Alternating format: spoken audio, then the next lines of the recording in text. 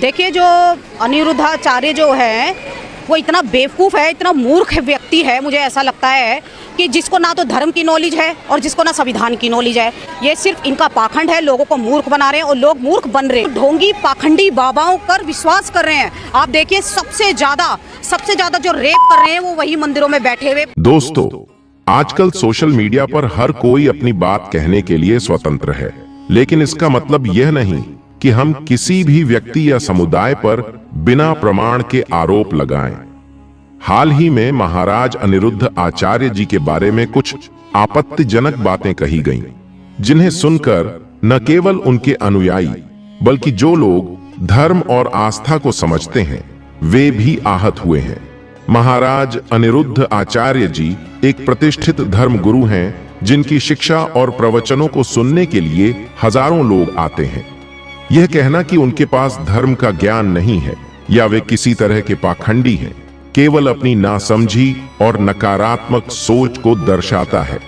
अगर वे सच में ऐसे होते तो इतने लोग उन्हें सुनने क्यों आते? किसी के बारे में बिना किसी प्रमाण के इस तरह के आरोप लगाना न केवल गलत है, बल्कि यह हमारे समाज की बुनियादी नैतिकता पर भी सवाल उठाता है। आस्था और धर्म एक व्यक्ति का व्यक्तिगत अधिकार है। मंदिर में जाना, चमत्कार में विश्वास करना या किसी गुरु की शिक्षाओं पर चलना मूर्खता नहीं है, बल्कि यह उस व्यक्ति की सकारात्मक सोच और आत्मिक शांति की ओर झुकाव को दिखाता है। जो लोग इसे गलत ठहराते हैं, उन्हें यह समझने की आवश्यकता है कि हर व्यक्ति की सोच और विश्वास अलग होते हैं। यह कहना कि पंडित या पुजारी रेप जैसे अपराधों में लिप्त होते हैं बेहद गंभीर और शर्मनाक आरोप है। यदि किसी के पास इस तरह के दावे के लिए सबूत हैं, तो उन्हें कानून का सहारा लेना चाहिए, लेकिन बिना किसी तथ्य के पूरे समुदाय को बदनाम करना एक पक्षपाती और पूर्वाग्रह से भरी मानसिकता को दर्शाता है। जो लोग इस तरह की बातें सोशल मीडिया पर फैला रहे हैं, वे समाज में नफरत और भ्रम पैदा कर रहे हैं। किसी व्यक्ति की आलोचना करना आसान है, लेकिन उसकी काबिलियत को समझना मुश्किल। बेहतर यही होगा कि हम अपनी उंगली उठाने से पहले खुद के ज्ञान और सोच को जांचें।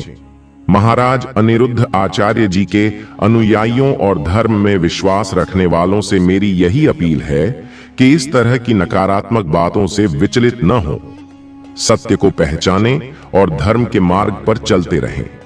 अगर आपको लगता है कि ऐसी बातें समाज में नफरत फैला रही हैं, तो उसका उत्तर शालीनता और सच्चाई के साथ दें। आखिरकार धर्म और आस्था का उद्देश्य ही समाज को जोड़ना और लोगों में प्रेम और भाईचारा बढ़ाना है। आइए हम सभी इस उद्देश्य को समझें और इसे आगे बढ़ाने का प्रयास करें।